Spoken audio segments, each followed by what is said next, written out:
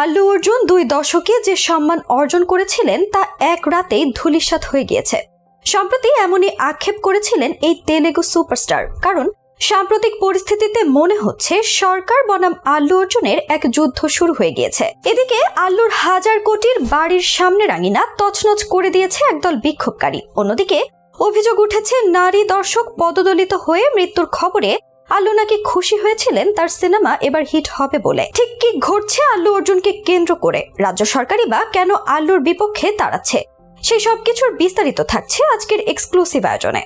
পুষ্পা 2 একদিকে যেমন আল্লু অর্জুনের ক্যারিয়ারের সবচেয়ে হিট সিনেমা হয়েছে, অন্যদিকে এই সিনেমাটাই তার জীবনে বয়ে এনেছে এক কালো অধ্যায়। তেলেঙ্গানার মুখ্যমন্ত্রী রেভান্ত রেড্ডি এবং বিধায়ক আকবরউদ্দিন ওয়াইসি সম্প্রতি বিধানসভায় আল্লু অর্জুনের বিরুদ্ধে গুরুতর অভিযোগ এনেছেন। পুষ্পা 2 এর প্রিমিয়ারে পদপিষ্ট হয়ে নারী ভক্তের নিহতের ঘটনায় সরাসরি এই তেলেগু সুপারস্টারকে দায়ী করছেন তারা। তেলেঙ্গানা বিধানসভায় মুখ্যমন্ত্রী রেভান্ত রেড্ডি এবং আকবরউদ্দিন ওয়াইসি অভিযোগে বলেছেন, সন্ধ্যা থিয়েটারের প্রিমিয়ার উপলক্ষে জমায়েতের মধ্যে এক মহিলা পদপিষ্ট হয়ে মারা যান এবং তার সন্তান গুরুতর আহত হন। এই ঘটনা শোনার পর আল্লু নাকি তার দিকে একবার চেয়ে মুচকি হেসে বলেছিলেন যে এবার ছবি সত্যি হিট হবে। মুখ্যমন্ত্রী আরও অভিযোগ করেন, কোন রকম পুলিশি অনুমতি ছাড়াই আল্লু অর্জুন সেই রোড শো করেছেন। এমনকি এই ঘটনায় অভিনয় শিল্পীদের আল্লুর পাশে দাঁড়ানোর কঠোর সমালোচনা করেছেন তিনি। মুখ্যমন্ত্রীর এমন অভিযোগের জবাবে শনিবার রাতে জুবিলি হিলসের বাড়িতে আল্লু অর্জুন সংবাদ সম্মেলন করেছেন, যেখানে তিনি দাবি করেন নারী ভক্তের মৃত্যুর ঘটনায় এমন কোনো মন্তব্যই করেননি তিনি। আল্লু অর্জুন বলেন, প্রেক্ষাগৃহ আমার কাছে মন্দিরের মতো,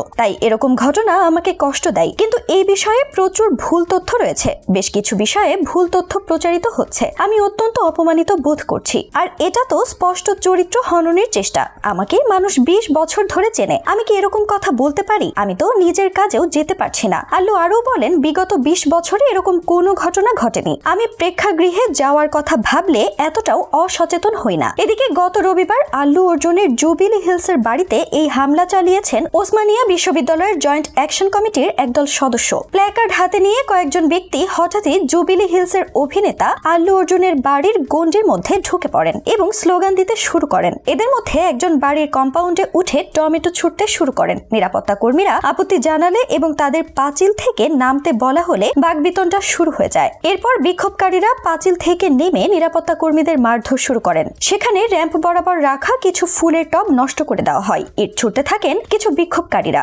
একদল উই ওয়ান্ট জাস্টিস স্লোগান তুলে আল্লুর কুশ পুতুল পোড়াচ্ছেন। তাদের দাবি, ওই মহিলার পরিবারকে 1 কোটি রুপি আর্থিক সাহায্য দিতে হবে। এক বিক্ষোভকারী সংবাদ মাধ্যমকে বলেন, আমাদের দাবি আল্লু অর্জুন প্রয়াত রেবতীর পরিবারের খেয়াল রাখুন। 6 ঘন্টা জেলে থাকার পর যখন তিনি জেল থেকে বেরিয়ে এলেন, তখন কেন এত চলচ্চিত্র ব্যক্তিত্ব তার সঙ্গে দেখা করতে গেলেন? কিন্তু একজন মহিলা মারা গেলে তাদের কেউই পাত্তা দিল না। এই আক্রমণের ঘটনায় স্বাভাবিকভাবেই সন্তানদের জন্য ব্যাপক চিন্তিত হয়ে পড়েন আল্লু অর্জুন। তাই তড়িঘড়ি করে পরিবারের 2 সদস্যের সঙ্গে সন্তানদের নিরাপদ আশ্রয়ে পাঠিয়ে দিয়েছেন তিনি। সেদিনের ঘটনা নিয়ে আল্লু অর্জুন বলেন, পুলিশের সঙ্গে এর আগেই প্রেক্ষাগৃহের কর্তৃপক্ষের কথা হয়েছিল। কোনো রোড শো করিনি আমি, শুধু আমার গাড়ি থেকে বেরিয়ে অনুরাগীদের হাত নেড়ে বলতে চেয়েছিলাম তারা যেন রাস্তা ছেড়ে দেয়। যে কোনো রাজনৈতিক নেতা এই কাজ করে থাকেন। আহত ছেলেটিকে কেন দেখতে যাননি সেই কারণও ব্যাখ্যা করেছেন অভিনেতা। আল্লু জানান, আইনি জটিলতায় এতটাই জর্জরিত ছিলেন যে যাওয়া সম্ভব হয়নি। অভিনেতা বলেন, আমার জীবনের খুব দুর্দশার পরিস্থিতি এটি।